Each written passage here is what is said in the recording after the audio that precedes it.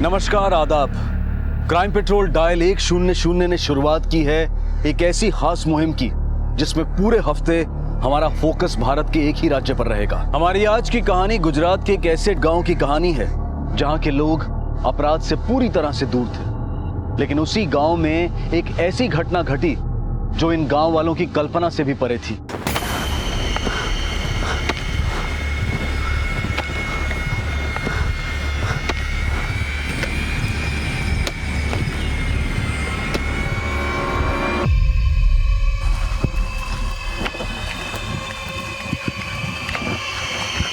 माँ, हाँ क्या कर रहे हो? कुछ नहीं बेटा, वो खेत में जुताई कर रही थी ना, तो वहाँ सोना मिला है। सोना? हाँ सोना मिला है, तो सोचा यहाँ पर ना गाड़ दूँ। ध्वनि बड़ी होगी ना तो उसकी शादी के लिए काम आएगा। लेकिन सुन, तू भी इस बात का ध्यान रखना कि ये बात किसी को पता ना चले, ठीक है? R for Rose. S for हाँ, बोल कोकिला। सर, S फॉर सन। सन माने सूरज। वेरी गुड, सरस, बेस बेस। SUN, सन माने सूरज। अभी कल A to Z पूरा याद करके आना। हाँ, चलो समय થઈ ગયો છે। गुड नाइट, जय श्री कृष्ण। जय श्री कृष्ण।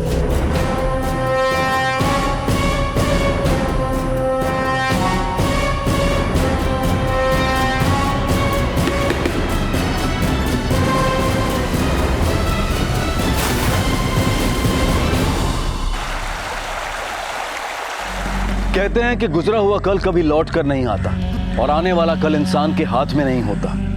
जिंदगी का ये नियम इंसान को तब और विवश बना देता है जब उसकी उम्मीदों का ना तो कोई छोर हो और ना ही इंतजार का कोई आधार। लेकिन ये हत्या क्यों हुई और किसने की, इन सवालों से कहीं ज्यादा रहस्यपूर्ण इनके जवाब थे।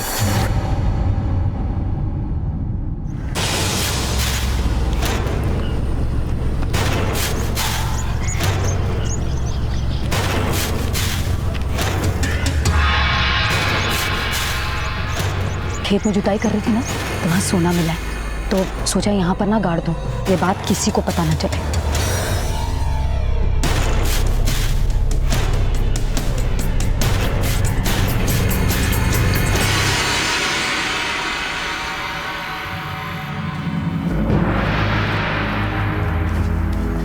Bye bye मामड़ी।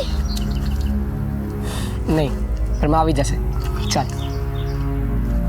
अरे नहीं आवे तारी माँ, भाग गई अपने आशिक के साथ। मेरी माँ के बारे में कुछ बोला ना तो दांत तोड़ दूंगा। अच्छा, तू मेरे दांत तोड़ेगा? हाँ, अभी बताता हूँ। तू नहीं, हाथ छोड़। भाई छोड़। चलो, ये गंदा है। राजा लखोटा राम लखोटा, चल। धैर्य बेटा। ध्वनि सुनो, तुम्हारी माँ आई कि नहीं? ना काकी। देखो डिकरा, तुम्हारी माँ नहीं आई ना तो घबराओ मत, मैं हूं ना तुम्हारी काकी। हाँ, तुम्हारे माँ जैसी। अच्छा देखो, कोई भी जरूरत पड़ से ना तो मुझे बुला लेना, मैं आ जाऊंगी। हाँ ठीक है, चलो जी। भाई ये ऐसा क्यों बोली कि माँ नहीं आएगी? अरे ध्वनि, ये सब झूठ बोल रहे हैं। माँ भी जैसे। चल, तेरे को खाने के लिए देता हूँ। चल।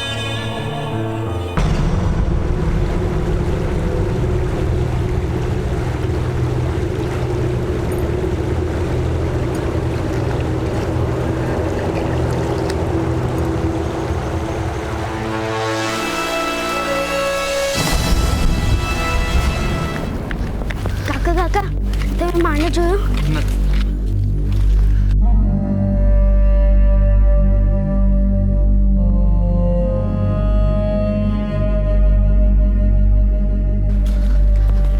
काकी, आपने माँ को देखा?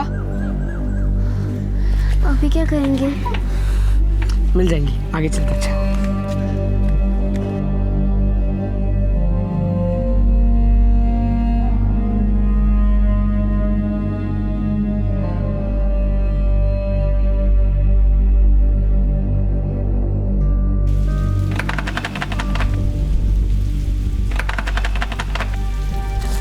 माँ आ गई भाई। माँ, શું થયું ધ્વનિ? દરવાજો ખોલ ને. આવી कोकिला? नहीं होगी. मुझे पता था वो नहीं आई हो, इसलिए मैं तुम लोगों के लिए खाना लाई हूँ. लो. अच्छा चलो, હું તમને જમાડું છું. चलो चलो चलो चलो बेटा.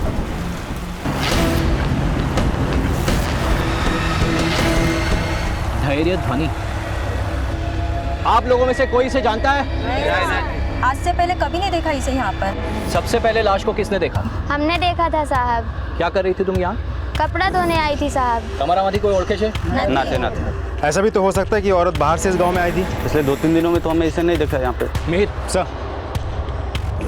या तो इसे यहीं मारा गया है या फिर बॉडी पानी में बहकर आई है.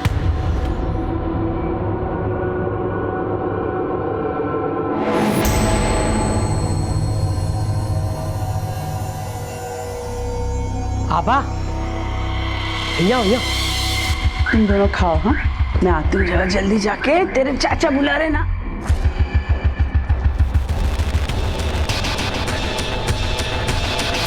अरे मेरी सरपंच महोदय, ये बच्चों पे मोह माया लुटा के तू करना क्या चाहती है? अरे तुम मर्दों की अकल तो घुटने में होती है. 10 एकड़ जमीन है कोकिला की और सरकार जल्द ही उस पर हाईवे बनाने वाले हैं और उस जमीन के बदले में 3 गुना दाम भी देने वाली है. फायदा ही फायदा है. कोकिला की जमीन सोने की खान है. ये लीजिए आपका खाना. नहीं चाहिए. अरे क्या हुआ बेटा देर? नहीं चाहिए. सर, यहीं पास में एक लवारिस ट्रैक्टर मिला है. लवारिस ट्रैक्टर? Yes sir.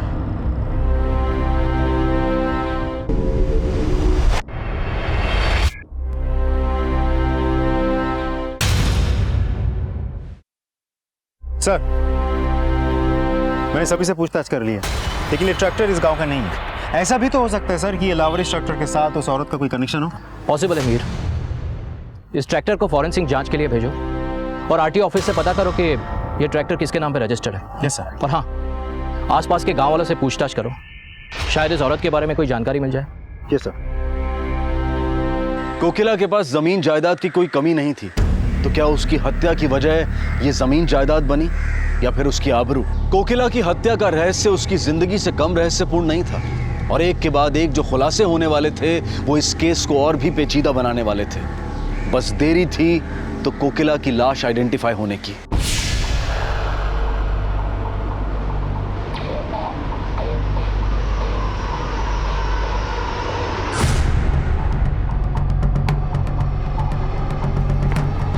सर, हाँ बोलो. अब उस ट्रैक्टर के मालिक का पता चल गया है. देखो गांव वालों, मैं आज तुम सबसे एक जरूरी बात कहने जा रही हूँ. ध्यान देकर सुनो. बधानो एमा फायदो ज फायदो छे, समझा?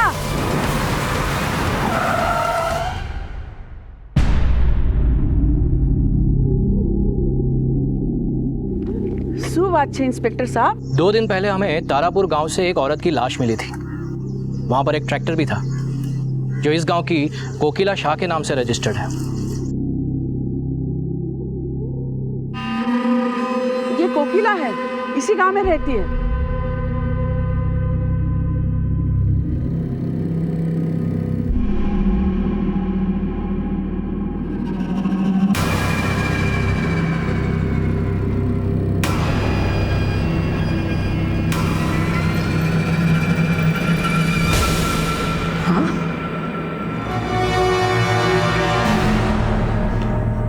बापू के पास?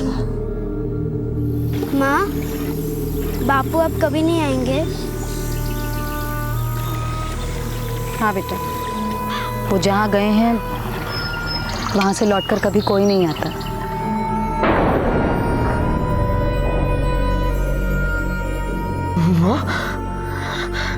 कोकिला के पति का देहांत कब हुआ?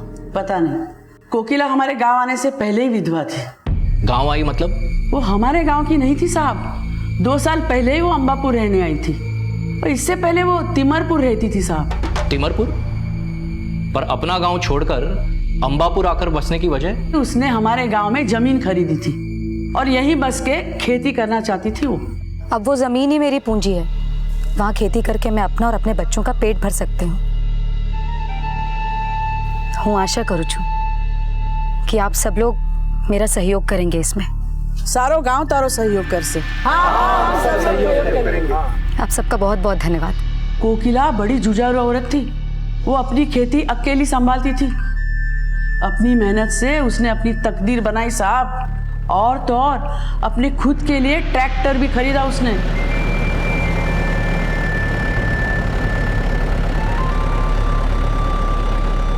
मतलब बहुत पैसा था उसके पास। पैसा क्या साहब, विचार की भी बहुत धनी थी वो। सीखने के लिए हमेशा उत्सुक रहती थी वो, और इसलिए इवनिंग स्कूल में पढ़ने जाती थी वो। Evening school? हाँ, एनजीओ ने प्रौढ़ शिक्षा के लिए हमारे गांव में स्कूल खोला है, वहाँ कोकिला जाती थी। आसपास के सारे गांव में वो अकेली औरत थी जो वहाँ पढ़ने जाती थी। कोकिला नो कोई साथे लड़ाई झगड़ो, दुश्मनी? दुश्मनी तो मैंने नहीं खबर साहब, लेकिन उसके ससुराल वालों में से ही किसी ने उसकी हत्या की होगी साहब। ससुराल में कौन? अब उसका कौन कौन था ये तो मुझे नहीं पता, लेकिन कोकिला हमेशा कहती थी कि उसके ससुराल वाले बहुत खराब लोग हैं साहब। देखिए, कोकिला की डेड बॉडी हमें तारापुर से मिली थी।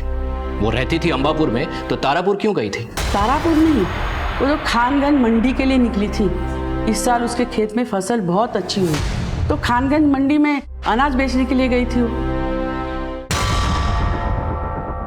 पिंकी, भाई आने वाले और माँ को साथ लेके आएंगे।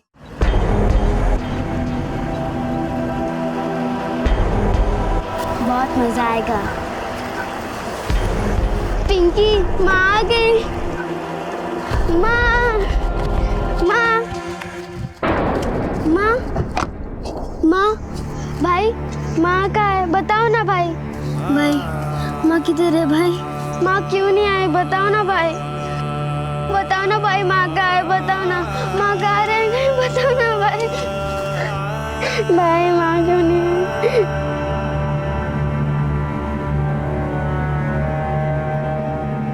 सर, कोकिला का ट्रैक्टर बिल्कुल खाली था। कहीं ऐसा तो नहीं कि अनाज लूटने के इरादे से उसकी हत्या की गई थी? नहीं मीर, ये अगर लूट होती तो कोकिला की लाश नदी किनारे नहीं, ट्रैक्टर के आसपास होती। ये हत्या लूट के इरादे से नहीं हुई। इसके और भी कई पहलू हैं। 7 जून को कोकिला सुबह 3:30 बजे अंबापुर से खानगंज मंडी जाने के लिए निकलती है, लेकिन उसका ट्रैक्टर अंबापुर से मंडी पहुंचता नहीं है। उसका ट्रैक्टर मिलता है तारापुर के जंगल के पास। अब अंबापुर से तारापुर का डिस्टेंस करीब करीब 20 किलोमीटर्स होगा, यानी कि उस दिन सुबह के 4 बजे कोकिला तारापुर जंगल के पास पहुंची होगी। सर, पोस्टमार्टम रिपोर्ट के मुताबिक हत्या का समय सुबह 4:30 बजे के आसपास का था। यानी कि वो आधा घंटा ट्रैक्टर से रिवर तक के डिस्टेंस में काउंट हो सकता है, जो कि करीब 500 मीटर्स था। यानी कि कोकिला नदी तक या तो अपनी मर्जी से गई, या तो ट्रैक्टर से निकाल के जबरदस्ती उसे नदी तक ले जाया गया। लेकिन सर, एक अकेली औरत इतने अंधेरे में ट्रैक्टर रोक के नदी के पास क्यों जाएगी? यू राइट सर, उसे जबरदस्ती ही ले जाया गया होगा। हाँ मीर, अब ये तो इन्वेस्टिगेशन ही तय करेगी कि वो खुद वहां पर गई थी या फिर उसे वहां पर ले जाया गया था। लेकिन एक बात तो तय है कि वो इसी रास्ते से वहां पर पहुंची थी। एक काम करो सर, अपनी टीम भेजो और उस एरिया में दोबारा छानबीन करो। शायद हमें कोई मर्डर वेपन या इस केस से जुड़ी कोई लीड मिल जाए। और हाँ, मुझे कोकिला की सारी हिस्ट्री चाहिए। 2 साल पहले वो तिमरपुर में कहाँ रहती थी, उसका पति क्या करता था, उसके रिश्तेदार कौन थे, और हो सकता है अंबापुर गांव में भी कोई ऐसा हो जो उसकी तरक्की से जलता हो। मैं इवनिंग स्कूल जाता हूँ और वहाँ पर जाकर इंक्वायरी करता हूँ, क्योंकि कोकिला अकेली ऐसी औरत थी जो वहाँ पर पढ़ने जाती थी।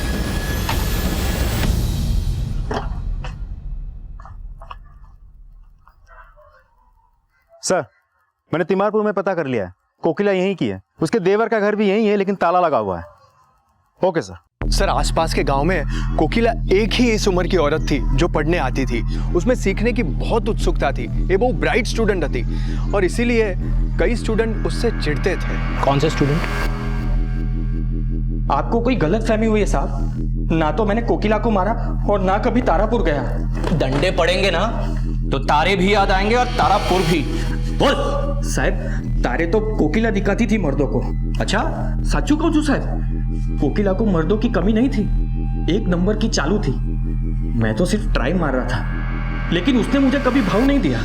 झूठ बोलता है। साचू कहूं छू साहब, आप चाहे तो किसी से भी पूछ लो, उसके कई आशिक थे, बहुतों को धोखा दिया उसने। और साहब एक को तो सबने देखा था।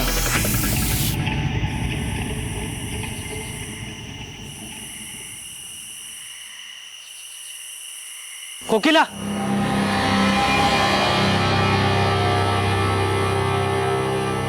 कोकिला, हाथ छोड़ मेरा। हाथ छोड़। धोखेबाज औरत, तेरा तो गला दबाने को जी करता है मेरा। मैंने कहा हाथ छोड़ मेरा। हिम्मत कैसे की तूने मेरा हाथ पकड़ने की? दोबारा ऐसी हरकत की ना तो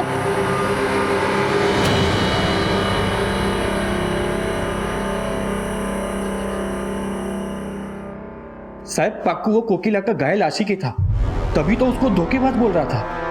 हो सकता है उसी ने कोकिला को मारा हो। वो आशिक अगर तू निकला ना तो चार्जशीट बाद में बनाऊंगा, रिमांड पहले लूंगा, समझी गए ना? सच्चू कहूँ साहब, मम्मी ना सब।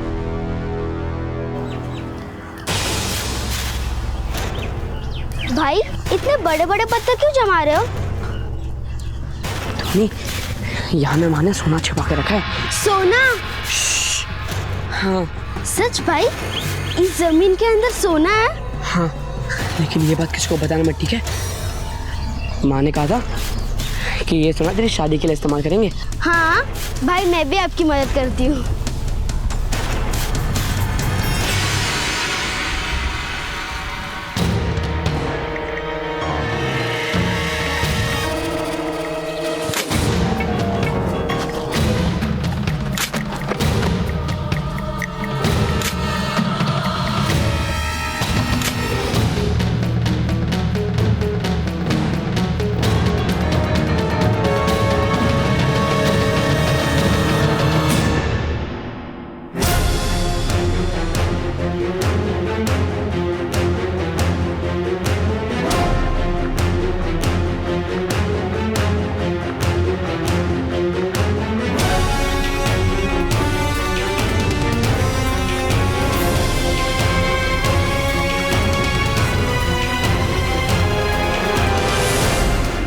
मैं कहीं नहीं करूँ साहब, मैंने कुछ नहीं किया, मैंने नहीं मारा। मैं तो यहाँ पे सिर्फ सोना लेने आया था। सोना लेने आया था? झूठ बोलता है। नहीं नहीं, सच्चू कहूँ तुझे, सच्चू कहूँ।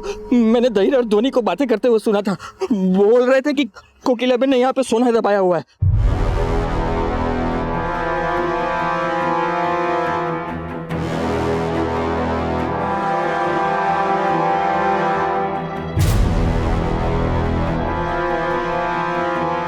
धैर्य बेटा, तुम्हें किसने बताया था कि वहां पर तुम्हारी माँ ने सोना छिपाया था? बोलो, डरो मत, सच बोलो।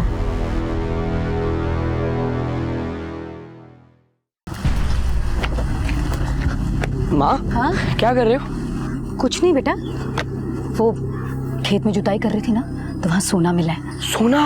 हाँ सोना मिला है, तो सोचा यहाँ पर ना गाड़ दूँ। ध्वनि बड़ी होगी ना तो उसकी शादी के लिए काम आएगा। लेकिन सुन, तू भी इस बात का ध्यान रखना कि ये बात किसी को पता ना चले।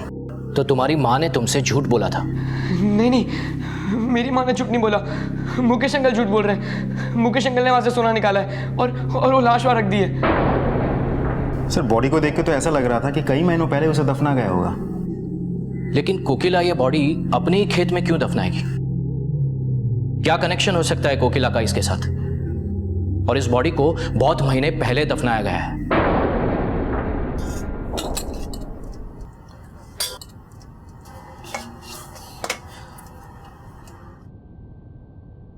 ध्वनि,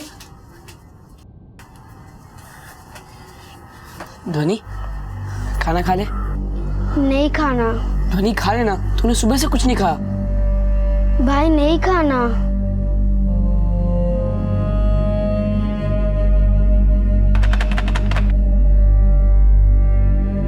आता हूं।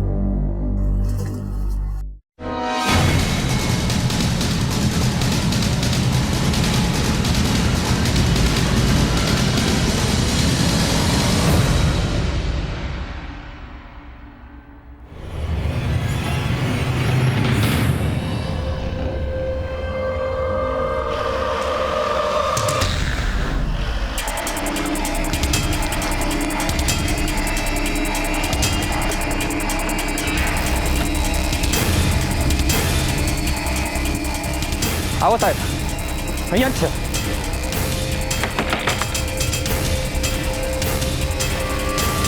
साहब आज 6 मास। यही है वो आदमी जो कोकिला का गला घोटना चाहता था। धोखेबाज औरत, तेरा तो गला दबाने को जी करता है मेरा। मैंने कहा छोड़ मेरा। हिम्मत कैसी की तूने मेरा हाथ पकड़ने की? अरे शू बात करे छे सर?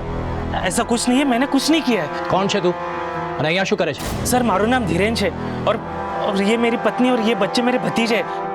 मेरे भाभी के मरने की खबर मिली तो इनसे मिलने के लिए हम लोग यहाँ पे चले आए। बहुत साल बाद याद आया इनकी? हाँ बोल। सर मेरी तो सिर्फ अनबन थी कोकिला के साथ, क्योंकि वो हमें धोखा दे के यहाँ पे आई थी। कैसा धोखा? सब उस धोखेबाज ने मेरे भाई की जमीन अपने नाम करके बेच दी थी। उस जमीन में मेरा भी हक था साहब। तो इसीलिए उसे मारकर नदी में फेंक दिया और अब उसके बच्चों पे ममता जता रहा है ताकि जमीन हड़प सके। ना साहब, ऐसी बात नहीं है। माना कि मैं कोकिला से नफरत करता था, लेकिन मैंने उसका खून नहीं किया। मैं उसके बच्चों को तो अपने बच्चे मानता हूँ साहब। उसकी पति की जमीन पे तेरा हक था, उसका क्या सबूत है तेरे पास? सबूत मारा भाई ने जबान छे साहब। पिछले 2 साल से मैं मेरे भाई को ढूंढ रहा हूँ साहब, लेकिन पता ही नहीं चला वो कहाँ चले गए। क्या कोकिला विधवा नहीं है? हाँ साहब, कोकिला विधवा नहीं हुई थी। उसने तो अपने पति के मरने की अफवाह फैलाई थी। हमारा मोटा भाई तो लापता था। क्या? हाँ साहब, उनको चरस की बहुत बुरी लत थी और वो इस लत में इतने अंधे हो गए कि करीब 2 साल पहले मेरी पत्नी और कोकिला के गहने चुरा के भाग गए। हम लोगों ने उन्हें बहुत ढूंढा साहब, लेकिन हमें वो कहीं भी नहीं मिले। सर उसने मेरे भाई का झूठा डेथ सर्टिफिकेट बनवा कर सारी जमीन हड़प ली और फिर यहाँ आ गई। लेकिन कोकिला ने अपने पति के मरने की झूठी अफवाह क्यों फैलाई? क्योंकि उसका किसी के साथ चक्कर था साहब। चक्कर? हाँ साहब, वो 1 नंबर की चरित्रहीन औरत थी। किसके साथ चक्कर था उसका? साहब ये तो मैंने खबर न थी, लेकिन उसका जरूर किसी न किसी मर्द के साथ चक्कर था। सर, मैंने कोकिला के फ़ोन रिकॉर्ड्स क्रॉस वेरीफाई किया। एक बड़ी अजीब बात सामने आई है। वो एनजीओ के स्कूल टीचर हरीश को बहुत फ़ोन करती थी, यहाँ तक कि देर रात में भी। और एक और बात सर, ये इवनिंग स्कूल शाम के 7 बजे से लेकर रात के 9 बजे तक चलता है, लेकिन फिर भी कोकिला हर रोज़ रात को 10 बजे के बाद ही अपने घर लौटती थी, जबकि स्कूल की दूरी उसके घर से महज 15 मिनट की होगी।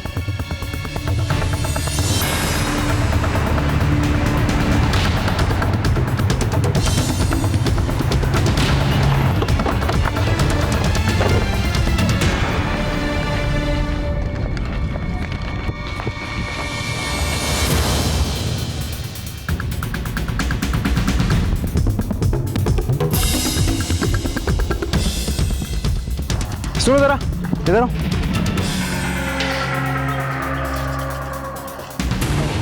ये हरीश कहाँ है? सर कल से तो ताला लगा है यहाँ पे और स्टूडेंट भी आके गए, पर 2 दिन से दिख नहीं रहा साहब यहाँ पे। ठीक है जाओ। कोकिला के गांव वालों से जानने की कोशिश करो कि कोकिला और हरीश के बीच में वाकई कोई अफेयर था। Yes sir.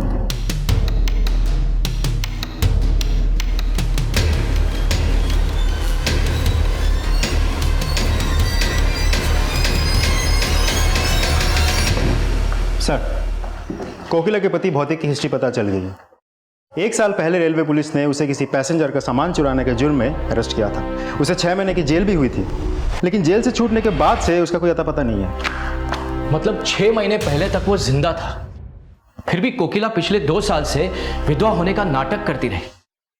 वाकई बड़ी शातिर औरत थी। जी सर। कोकिला का पति भौतिक भी पिछले 6 महीनों से अनट्रेसेबल है। हो सकता है ये बॉडी उसी की हो। Quite possible sir. एक काम करो सर, धैर्य के डीएनए से मैच करके देखो। Okay sir.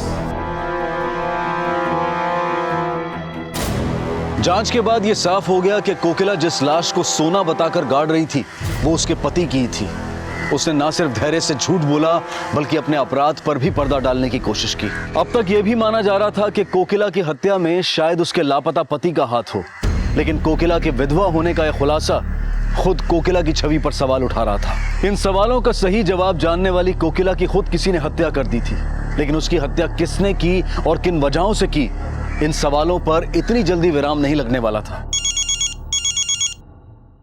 हाँ श्याम बोलो। सर यहाँ पे एक चाकू मिला है जिस पर ब्लड मार्क्स हैं, लेकिन ये जगह नदी और ट्रैक्टर से काफ़ी दूरी पर है। चेक करो वो ब्लड मार्क्स कोकिला के ब्लड सैंपल के साथ मैच करते हैं या नहीं, और उस चाकू को भी फिंगरप्रिंट एग्जामिन के लिए भेजो। ओके सर, अभी हरीश के बारे में एक इन्फॉर्मेशन मिली। वो अंबा जी के गेस्ट हाउस में छिपा बैठा है। तो फिर देर किस बात की? चलो।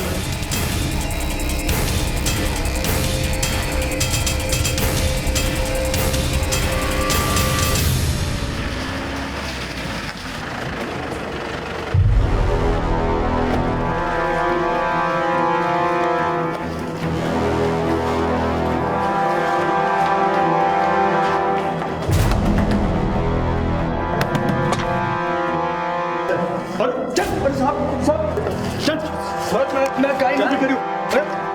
सर मैंने किसी को नहीं मारा। मारा नहीं तो गांव छोड़कर क्यों भागा? सर मैं डर गया था, कहीं आप मेरे और कोकिला की फोन की डिटेल्स निकालकर उस पर शक ना करो। सर मैं उससे प्यार नहीं करता था, वो तिमरपुर से ही मेरे पीछे पड़ी थी। वो तेरे पीछे पड़ी थी या तूने उसे फंसा रखा था? तेरे ही कहने पर वो तिमरपुर की जमीन बेचकर अंबापुर आई, क्योंकि तेरे एनजीओ ने तुझे तिमरपुर से अंबापुर भेजा था, है ना? नहीं सर, मैं तो उससे पीछा छुड़ाकर भागा था। इसलिए 7 जून को तूने हमेशा के लिए उससे पीछा छुड़ा लिया।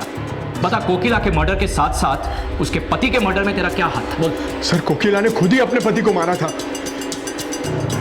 सर साचू गौजू, मुझे इसके बारे में कुछ नहीं पता। कोकिला ने खुद ने ही 7 जून की सुबह मुझे बताया था। तेरे लिए अपने पति को मार सकती हूँ ना, तो फिर ये बच्चा क्या चीज है? तूने अपने पति को मार डाला? हाँ, मार दिया उसे। वो मुझे ढूंढता हुआ यहाँ आ पहुंचा था, इसीलिए मारकर गाड़ दिया जमीन में। और अब धैर्य को भी मारकर गाड़ दूंगी, किसी को कुछ पता नहीं चलेगा। तू कई शने हुमानी लेश, क्या ऐसा कभी होता है कि एक माँ अपने बच्चे को मारना चाहती हो? और क्यों मारना चाहेगी वो उसे? हाँ सर मैं सच बोल रहा हूं, वो धैर्य को जान से मारना चाहती थी, क्योंकि धैर्य ने हम दोनों को साथ में देख लिया था।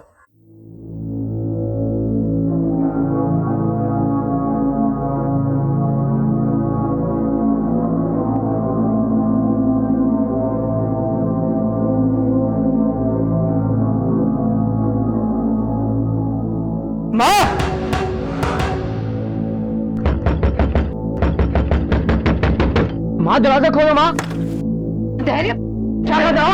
क्या कर रहा हो? छोड़ दे। माँ शर्म नहीं आती? निकल यहाँ से, मैंने बोला अभी क्या भी निकल। सर उसके बाद से धैर्य कोकिला और मुझ पर नजर रखने लगा था, और इसी वजह से कोकिला उसे जान से मारना चाहती थी।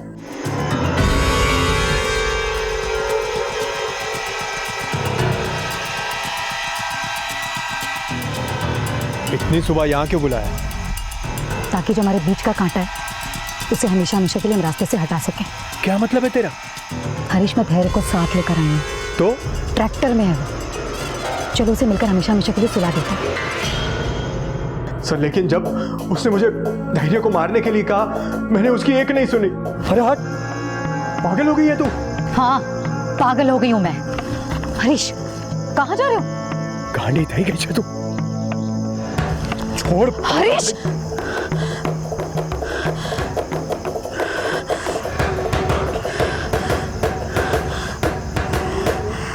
सर उसके बाद कोकिला को किसने मारा, क्यों मारा, मुझे कुछ नहीं पता। आप चाहे जितना मार लो, यही सच है। सर क्या लगता है, आदमी सच बोल रहा है झूठ?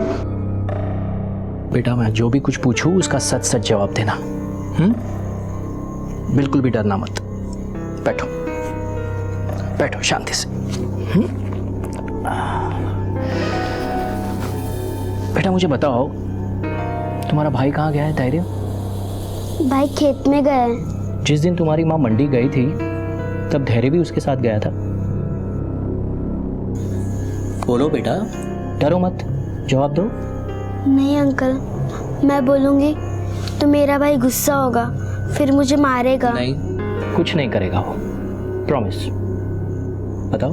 हाँ, भाई गए थे। तुम्हारी माँ धैर्य को मारती थी? हाँ, लेकिन भाई भी उन्हें मारता था। अच्छी बात तुझसे कभी नहीं मिलेगी, समझी? अभी उससे मिलते हुए देखा ना मैंने, तो देख। भाई तो अच्छे, लेकिन जब उन्हें गुस्सा आता है तो बहुत बुरे बन जाते हैं।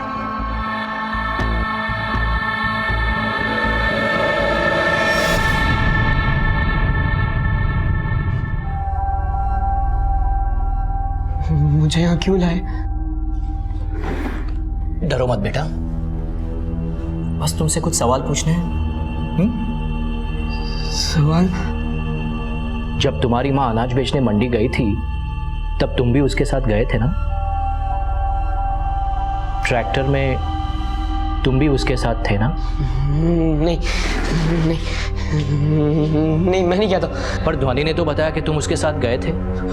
ध्वनि ने भूल से बोला होगा, उसको नहीं पता, मैं नहीं गया था। हो सकता है तुमसे भूल हो रही हो, याद करो।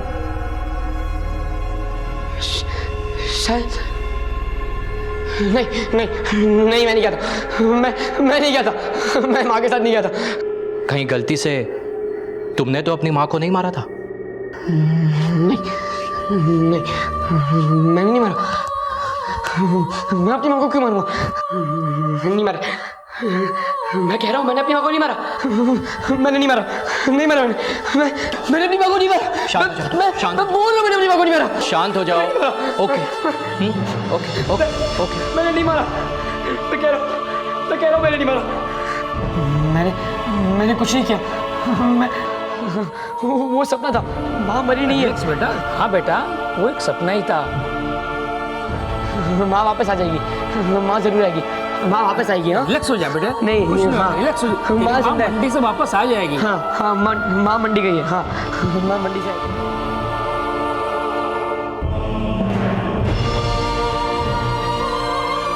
मुझे नहीं लगता कि हमें उस पर ज़्यादा जोर देना चाहिए। उस हादसे ने उसके दिमाग पर इतना गहरा असर किया है कि उसे सपना मानकर भी उसे डिस्क्राइब नहीं करना चाहता है। तो डॉक्टर ये स्टेट ऑफ माइंड से बाहर कब निकल पाए? ये तभी रिकवर करेगा जब हम उसके झूठ पर विश्वास करेंगे। अगर बार बार यही बात उसे याद दिलाएंगे तो हो सकता है उसकी हालत और भी क्रिटिकल हो जाए। सर, मर्डर वेपन पे धैर्य कहीं उंगलियों के निशान थे। ये कंफर्म है कि कोकिला का मर्डर धैर्य नहीं किया है। लेकिन हरीश के बयान से ये भी सामने आया है कि कोकिला धैर्य का मर्डर करना चाहती थी। मुझे ऐसे लगता है कि हरीश के उस रात जाने के बाद कोकिला ने धैर्य को मारने की कोशिश की होगी। हाँ,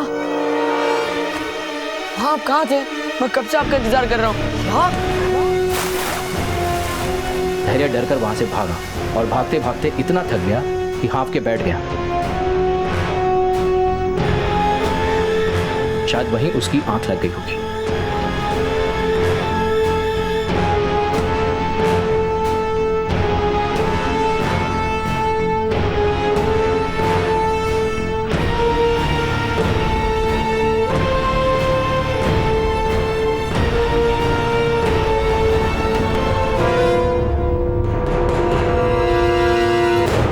और जब से उसकी आंख खुली वो यही मानने की कोशिश कर रहा है कि ये हादसा सिर्फ और सिर्फ एक सपना था।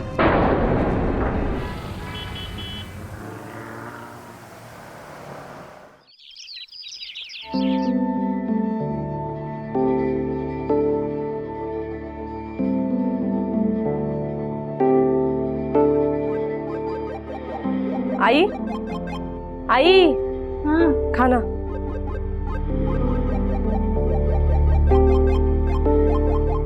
रंजन, हाथ मुंह धो ले, खाना तैयार है। हाँ। क्या एक और खिलौना? दिन भर यही करता रहे। कभी खेत में आया कर, तेरी मदद कर, हाथ बटा, सीख ले कुछ। इस पे हाथ चलते ना मोबाइल पे तेरे, तो खेत में चला उसको। दोस्त का छिरते का काही तुझ्या? दादा, मी तुला आधीच सांगितलंय, मुझे खेती वेती कुछ नहीं सीखनी है। और इतनी सी खेती में आपको मिलता क्या है दादा? आप ही करो ये खेती, मुझे अपनी दुकान डालनी है मोबाइल। अरे तुझा दोस्त का रहने दो ना, खाते समय गुस्सा मत करो। तू गप गप, बीच में मत बोल। ताई, देख देख धारा को, 2 साल छोटी है तेरे से, लेकिन कॉलेज पढ़ रही है, मेहनत कर रही है। तो तू पढ़ाई कर। दादा, पढ़ लिख के मैं क्या करूंगा? और मुझे अपना खुद का ख्याल रखना आता है और इतना काफी है मेरे लिए। अच्छा, इसकी थोड़ी सी अकल तुझमें होती ना तो अब तक डॉक्टर इंजीनियर बन चुका होता तू। अरे खाना तो खा ले। भूख मर गई, वही नहीं, अब कुछ नहीं चाहिए।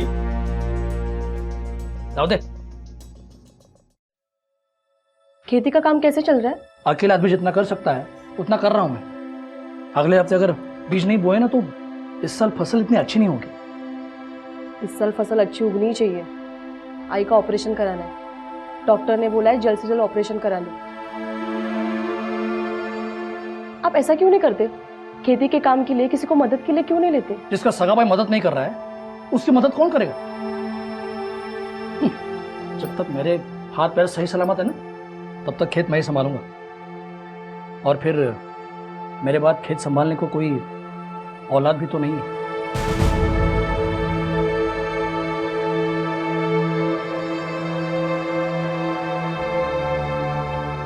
ताई, अगले 2 हफ्ते मुझे कॉलेज से छुट्टी है, एग्जाम है ना, इसलिए पढ़ाई के लिए छुट्टी दी है। तो कल से मैं घर पे ही रहूंगी। इस बहाने काम में मैं तेरा हाथ भी बटा दूंगी। पहले खाना खाना। चलो बोलो, मैं फिर से खेत जा रहा हूँ, शायद देर हो जाएगी। चलता हूँ। आई ये तो कर।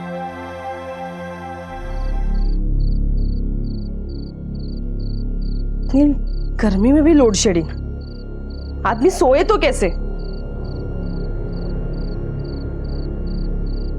ये अब तक कैसे नहीं आए? तब तो आ जाना चाहिए था इन्हें। ज्योति वाहिनी, ज्योति वाहिनी। राम भाऊ, क्या हुआ? वो मदन। क्या हुआ उनको? एक्सीडेंट। किसका एक्सीडेंट? मदन का एक्सीडेंट।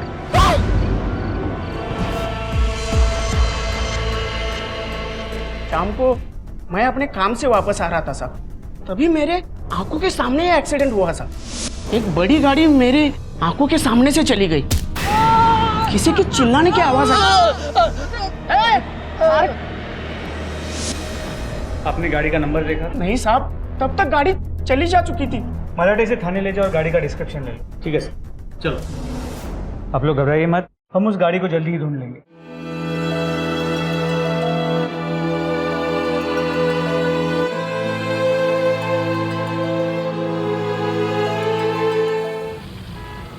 सर, कल रात के एक्सीडेंट की रिपोर्ट। विटनेस के मुताबिक एक सिल्वर एसयूवी थी। हिट एंड रन का केस लगता है। इतना खून बहा है तो गाड़ी पे कहीं ना कहीं खून के निशान जरूर होंगे। इससे पहले कि उसे साफ कर दिया जाए, पता लगाओ कि यह गाड़ी किसकी है। सर,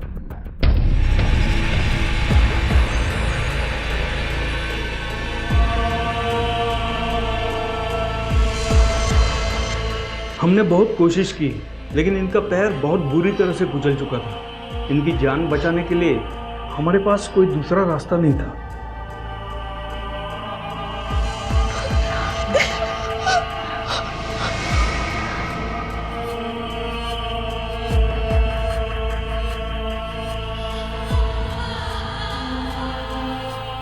तारा,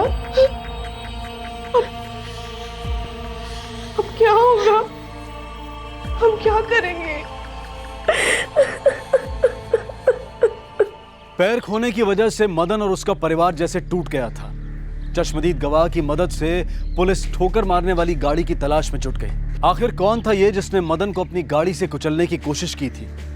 एक गरीब किसान की किसी धनी इंसान के साथ आखिर क्या दुश्मनी हो सकती है?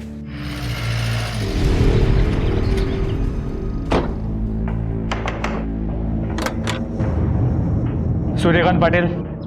हाँ, ये गाड़ी आपकी है? जी, क्यों? सर्च वारंट है, हमें आपकी गाड़ी की तलाशी लेनी है। गाड़ी की चाबी।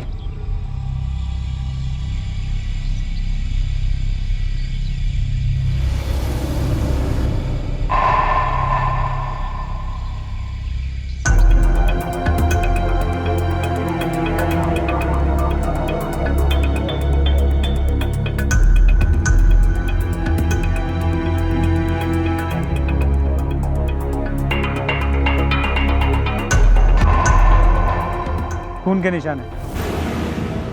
फोरेंसिक वालों को बुलाओ। देखिए साहब, मैं आपको पहले भी बोल चुका हूं, कल रात को मैं अपने घर पे था अपने बेटे के साथ। तो क्या आपकी गाड़ी खुद ब खुद निकल गई मदन से एक्सीडेंट करने? साहब, आपके पास ऐसा कोई सबूत नहीं जिससे मालूम पड़े कि मैं गाड़ी चला रहा था। हाँ, गाड़ी मेरी है, मगर उसे मैं नहीं चला रहा था। फिर कौन चला रहा था? मेरा ड्राइवर। कल ही मैंने उसको भेजा था कुछ सामान लाने, पर उसने मुझे ऐसा कुछ बताया नहीं कि एक्सीडेंट हुआ था। नायक सर, इस ड्राइवर को ढूंढ निकालो, स्टेटमेंट लो और हिट एंड रन का केस दर्ज करो। सर,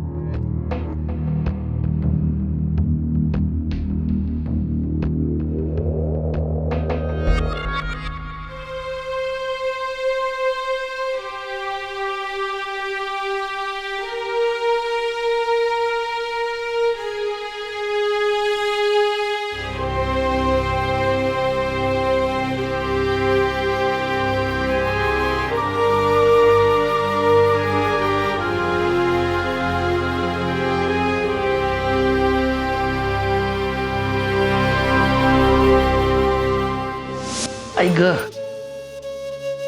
क्या हो गया? क्या हुआ पैर को? कहीं नहीं ग, जरा सी चोट आई है। कमाल करते हो, कितनी गहरी चोट है? किसान हो, हाथ पे सही सलामत होगे ना तभी काम कर पाओगे। आगे जाके चोट बड़ी हो गई तो बिना पैर के काम कैसे करोगे? अरे कुछ नहीं होगा। रुको, मैं हल्दी का लेप लेके आती हूँ। अरे रुको। जब तक मेरे हाथ पैर सही सलामत है ना, तब तक खेत मैं ही संभालूंगा।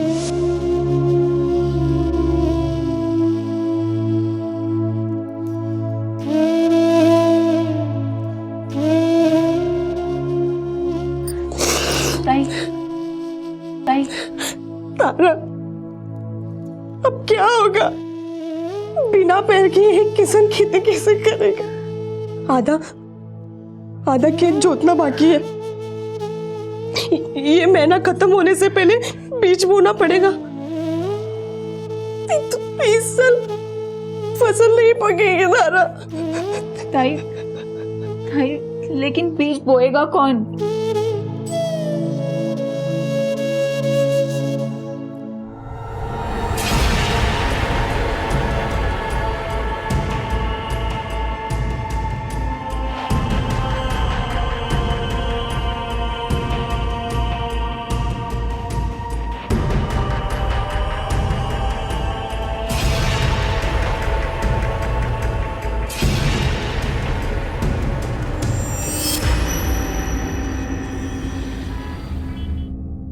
साहब बहुत अंधेरा था, मुझे कुछ ठीक से दिख भी नहीं रहा था और पता नहीं वो आदमी कहां से बीच में आया।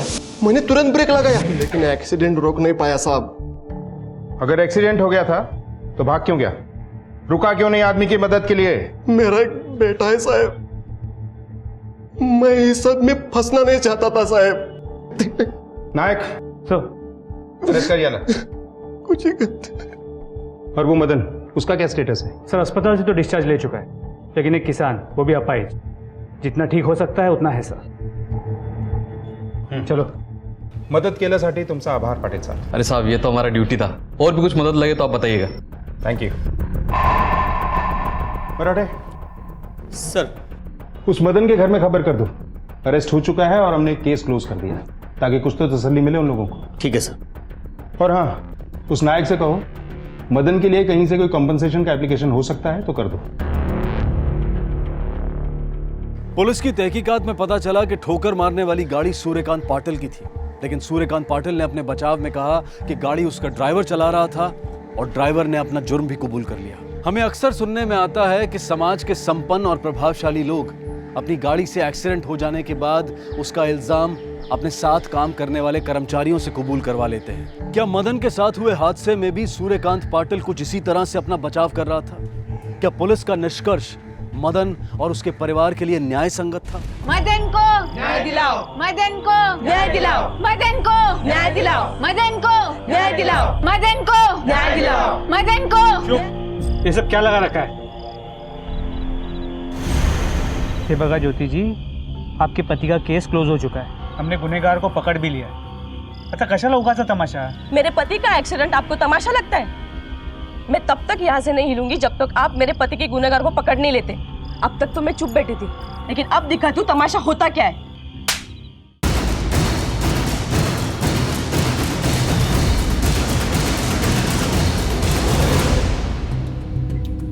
आप एक पुलिस ऑफिसर पर हाथ नहीं उठा सकती ज्योति जी, ये कानूनन जुर्म है। तो फिर आप ही बताइए साहब, मैं और क्या कर सकती हूँ? अरे, आपके पति के गुनाहगार को हमने पकड़ लिया है, फिर आप ये सब क्यों कर रहे हैं? क्योंकि आपको अब तक ये नहीं पता कि असली गुनहगार कौन है। पाटिल ने जानबूझकर मेरे मदन का एक्सीडेंट करवाया है। मतलब? वो पाटिल की नजर हमारे जमीन पे थी। कई बार आदमियों को हमारे घर भेजा है उसने, मदन से जमीन खरीदने के लिए। कौन आएगा? तू अंदर जा। आज जा म्हणलं ना। तुमसे बात करनी थी। किस बारे में? पाटिल साहब, तुझे जितना दे रहे उतना कोई नहीं दे सकता तेरे को इतनी सी छोटी सी जमीन के टुकड़े के लिए। बोल दिया ना, जब तक जिंदा हूं जमीन नहीं बेचूंगा।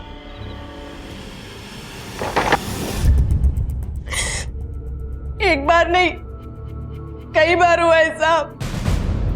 परेशान कर दिया था उन लोगों ने हमें। हर हफ्ते किसी न किसी को भेज देते थे हमसे हमारी जमीन मांगने। और जब मदन ने जमीन देने से ना किया तो उसका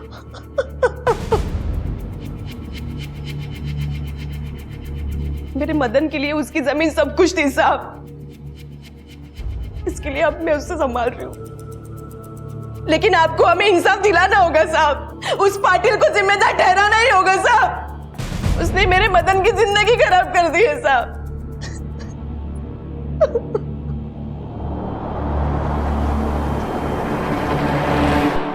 अरे साहब, माना मुझे मदन की जमीन चाहिए थी और मैंने अपने आदमी भी उसके घर भेजे थे, पर नहीं, वो माना नहीं। इसलिए साहब मैंने भी कोई जोर जबरदस्ती नहीं की। लेकिन उसकी पत्नी तो कुछ और ही बता के गई। अगर उसकी जमीन आपको ना मिलती तो आपका नुकसान होता, नहीं? उसकी वजह से उसकी आजू बाजू जमीन मिलने का आपको फायदा नहीं होता। साहब ये खेती है, कोई बिल्डिंग नहीं। अगर मदन अपनी जमीन मुझे नहीं देना चाहता था तो मैं उसके आजू बाजू अपनी खेती चलाता था, और इसलिए मुझे उसका एक्सीडेंट करवाने की जरूरत क्या थी? मुझे क्या फायदा होता साहब?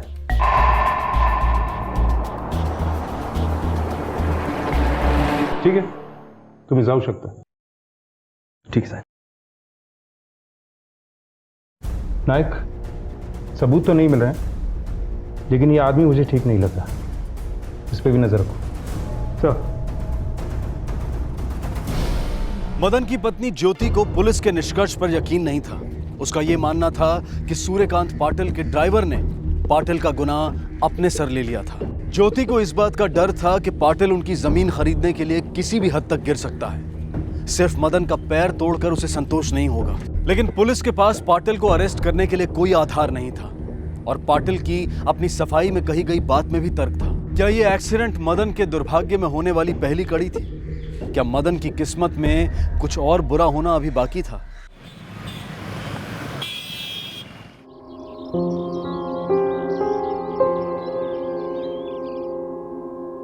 मदन,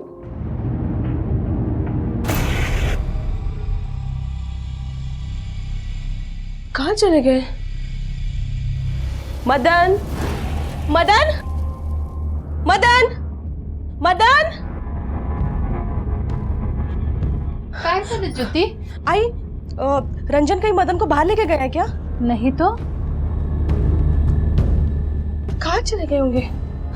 मदन, मदन, मदन। क्या हुआ भाई? तेरे भाई घर पे नहीं है। नहीं है? क्या मतलब नहीं है? वो तो ठीक से चल भी नहीं सकते हैं भाई। क्या हुआ? दादा घर पर नहीं है। क्या? वो अभी तो यहीं पर थे। भाजी खत्म हो गई थी तो मैं उनको बोल के गई थी कि मैं बाजार जा रही हूँ। कहाँ गए? तुम लोग जाओ, मदन को कहाँ से भी ढूंढ के लाओ। जाओ, जाओ ढूंढ के लाओ। हाँ, वही नहीं लाता है। कहाँ गए होंगे?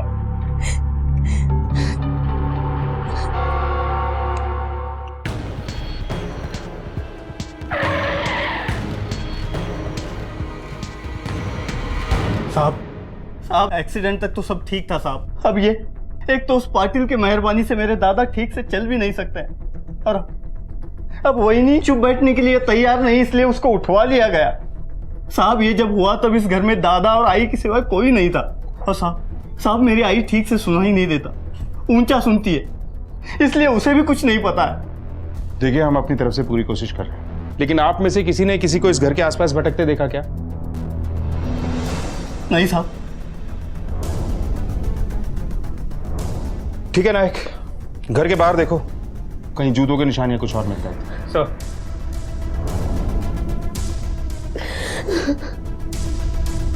आसपास के एरिया में देखो कुछ दिख रहा है क्या? ठीक है सर, चलो देखो इधर।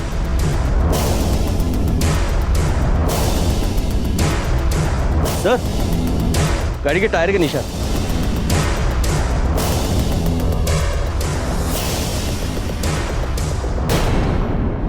सर, घर के बाहर किसी गाड़ी के टायर के निशान है। ठीक है, उसका फोटोग्राफ लो और देखो कि पाटिल की गाड़ी से मैच करता है क्या। मेरे ख्याल से जिस किसी की भी ये गाड़ी थी, मदन उसी के पास होगा। Right sir. कहीं ज्योति का शक सच तो नहीं था? क्या मदन के गायब होने के पीछे का मकसद सिर्फ जमीन की खरीद फरोख्ती था या फिर यह मामला कुछ और ही था? सर, टायर के निशान की एनालिसिस रिपोर्ट। नहीं, ये निशान पाटिल की गाड़ी के नहीं है। सर, बात यहाँ ख़त्म नहीं होती। ये निशान जिस मॉडल की टायर का है, इस पूरे ज़िले में ऐसी मॉडल किसी के नाम पे रजिस्टर्ड नहीं है। इसका मतलब मदन को किडनैप करने वाला कोई बाहर गांव का आदमी था।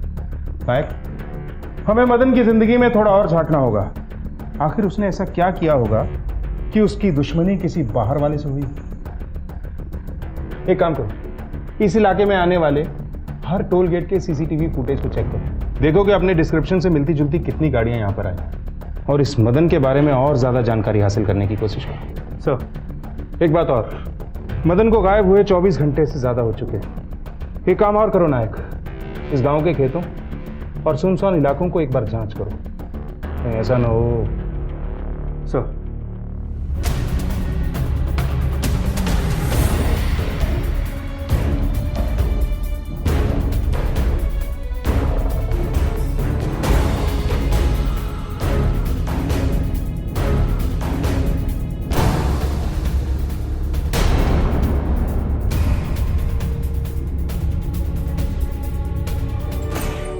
हमें फ़ोन किसने किया था? सर, मैंने किया था। मराठे, इनका बयान ले लेना। जी सर, चलो।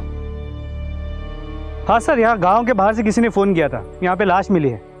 सर, लाश को जलाने की कोशिश की गई है, चेहरा पहचान में नहीं आ रहा। सर, लाश का दायां पैर कटा हुआ है।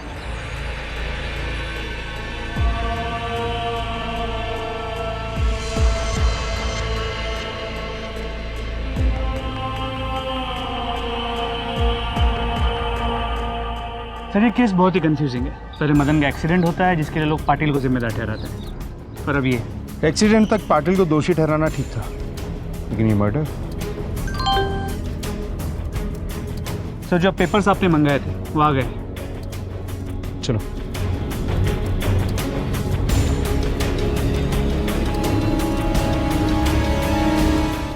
एक गरीब किसान के पास ऐसा क्या हो सकता है जिसकी वजह से उसका खून करवाया जाए, या फिर उसकी जिंदगी में कोई ऐसा राज था जो अब तक पुलिस से छुपा हुआ था? ताई, अच्छा हुआ तू आज घर से बाहर निकली। आखिर तू कब तक घर पे घुट घुट के रहेगी? ज्योति,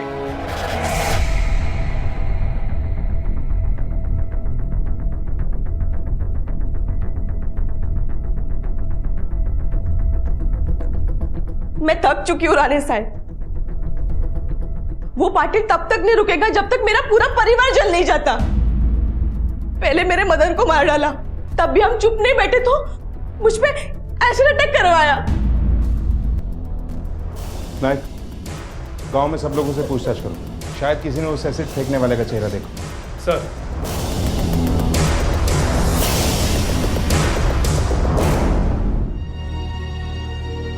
ज्योति जी, धारा का पूरा चेहरा जल गया है। धारा को कुछ दिन हॉस्पिटल में रखना पड़ेगा, उसके बच्चे के लिए अच्छा होगा। बच्चा? हाँ, वो 2-3 महीने पेट से है।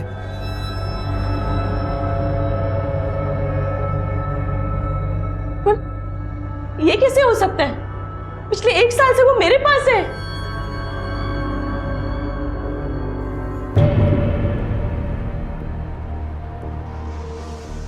रंजन?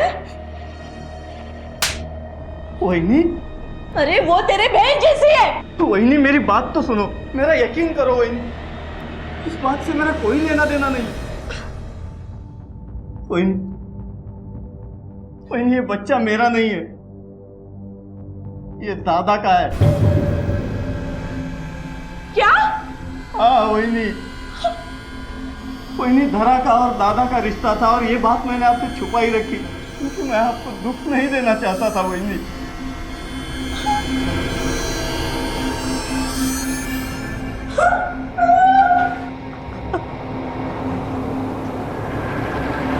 क्या धारा और मदन के नाजायज रिश्ते का मदन के कत्ल से कोई ताल्लुक था? और अगर था तो क्या धारा और ज्योति पर एसिड अटैक होना भी इससे जुड़ा हुआ था? कौन था वो जो इन सब के पीछे था?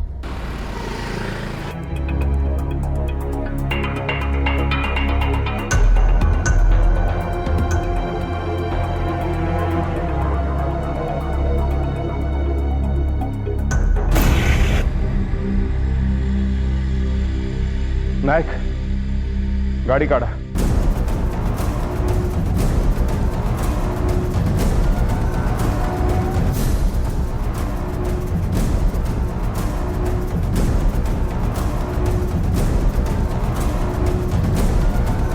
सर,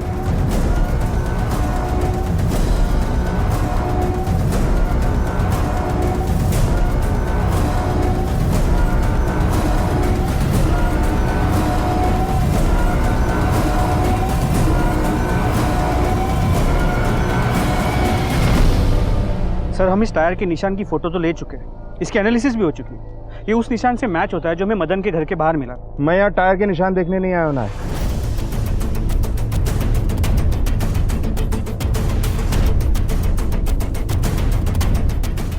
ये देखें यार, हाईवे टोल बूथ से गुजरी गाड़ियों की लिस्ट आ गई हमारे पास।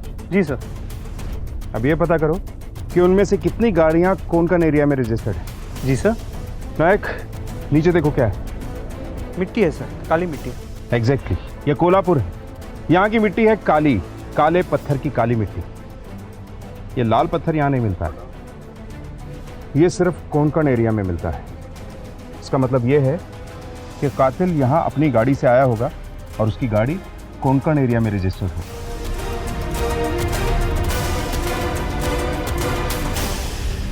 सर, टोल बूथ से हमारे डिस्क्रिप्शन को मैच करने वाली बहुत गाड़ियाँ आई हैं, लेकिन सर ये देखिए, मदन के गायब होने के ठीक 3 दिन पहले ये गाड़ी, और सर ये गाड़ी कोंकण की है।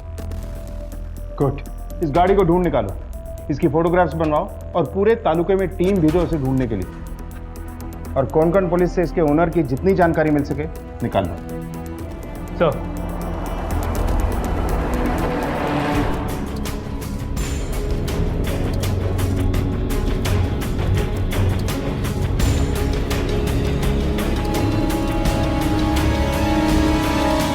तावड़े को सीसीटीवी फुटेज के लिए भेजा था, पता करो उसका क्या हुआ। सर, तो गाड़ी किसी मंगेश देसाई के नाम पे रजिस्टर्ड है, इंडिपेंडेंट कॉन्ट्रैक्टर है, घर वर बनाता है, और ये उसके कॉल रिकॉर्ड है। और सर ये कुछ फोटोज है जो उसे यहाँ से भेजे गए थे। फिर इसके अलावा और भी इन्फॉर्मेशन मिली है। इस मंगेश देसाई की शादी फिक्स हुई थी, लेकिन वो टूट गई क्योंकि लड़की गांव छोड़ के चली गई। लड़की कौन थी लड़की?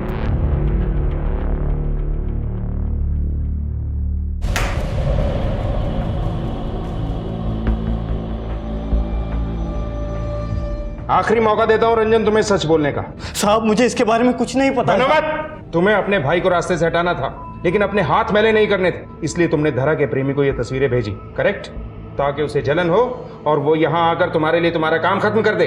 नहीं साहब, मैं धरा के किसी भी प्रेमी के बारे में कुछ भी नहीं जानता हूँ। लेकिन मदन और धरा के बारे में सिर्फ तुम जानते थे, और घर में सिर्फ तुम्हारे पास एक कैमरा फोन था। साहब मैं कसम लेके कहता हूँ, मुझे सच में इस बारे में कुछ नहीं पता है साहब। मैं मंगेश को जानती हूँ साहब, वो मुझसे बहुत प्यार करता था, पर साहब मैं उससे प्यार नहीं करती थी और उसीलिए मैं यहाँ आई थी। साहब कुछ दिन पहले से वो मुझे बहुत फ़ोन कर रहा था और मैंने उससे कहा भी कि मुझे अकेला छोड़ दे, और फिर एक दिन वो मुझे मिला यहाँ इस गांव में। मैंने मंगेश को कह दिया था कि मुझे उसके साथ नहीं रहना, लेकिन वो मेरी बात मानने को तैयार ही नहीं था। फिर मैंने उसे बताया कि मैं पेट से थी और मदन के बच्चे की माँ बनने वाली थी।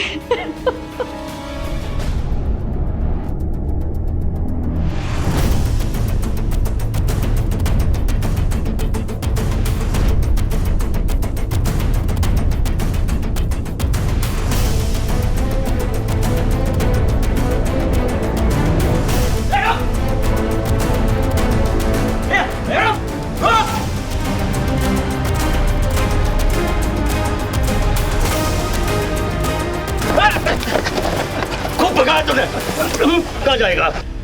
सर,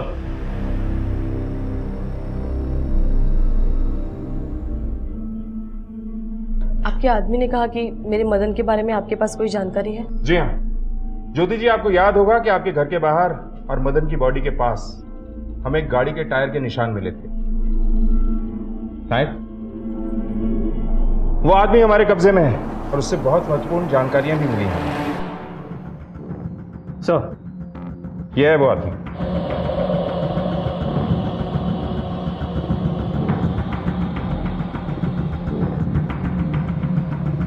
इसका मतलब अरे छोड़ दीजिए, क्या कर रहे हैं आप?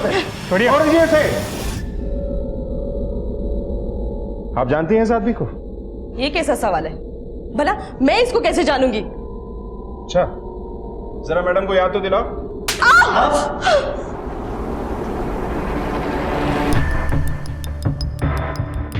ये बैंक डिटेल्स हैं। बहुत अबला नारी होने का नाटक किया आपने। पैसे नहीं थे ना आपके पास, लेकिन आपने हमें यह नहीं बताया कि मदन ने एक और जमीन खरीदी थी आपके नाम, यहां से काफी दूर। अब वहां हाईवे बनने वाला है, लेकिन मदन के किडनैप होने के 4 दिन पहले आपने वो जमीन बेच दी और बड़ी चालाकी से वो पैसा किसी गुप्त बैंक अकाउंट में रखा। आधी बातें हमें इन सबूतों ने बता दी, बाकी इस मंगेश ने बताई। इसके आगे आप बताएंगी या हम अपने तरीके से पता करवा लें?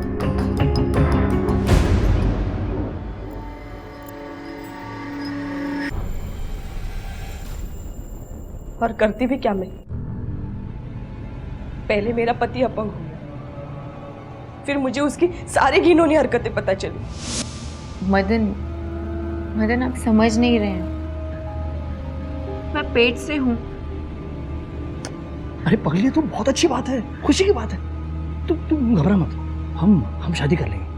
तेरी दीदी मुझे बेटा नहीं दे पाई। अब तू देख, मैंने उसके नाम से जमीन खरीदी थी, कल ही पता चला कि वहां पे हाईवे आ रहा है। इसका मतलब और ज्यादा पैसे मिलेंगे। हाँ, और फिर मैं और तो दोनों आराम से रहेंगे। अरे वो हंस ना बाबा, हंस। हाँ, हंस।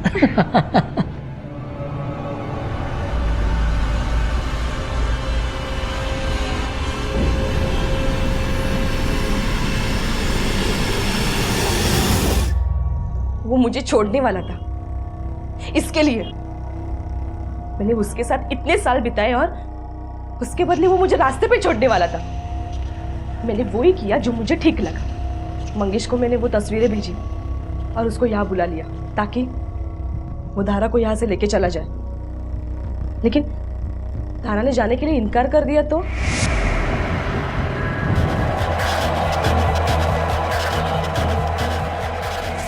वो गोंदिया के नजदीक की जमीन मेरे नाम पे थी, तो वो मैंने हाईवे वालों को बेच दी और उससे जो पैसे आए वो मैंने बैंक पे डाल लिए।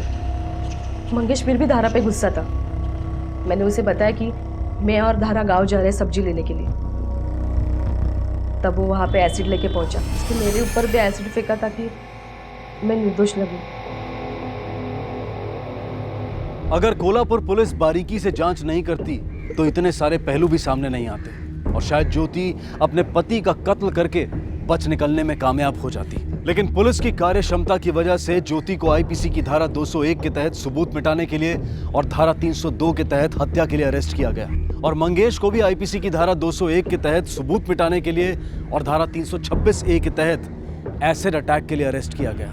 कोई भी जुर्म माफी के काबिल नहीं होता, लेकिन कई बार गुनहगार गुनाह हालात से मजबूर होकर करता है। हम उम्मीद करते हैं कि ज्योति की कहानी आपको एक सीख दे गई होगी। इसी विचार के साथ मैं अनूप सोनी अब आपसे विदा लेता हूं।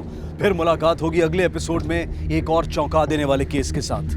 तब तक अपना और अपने परिवार का ख्याल रखें और देखते रहें क्राइम पेट्रोल डायल 100। सबक एक को सीख हम सबको।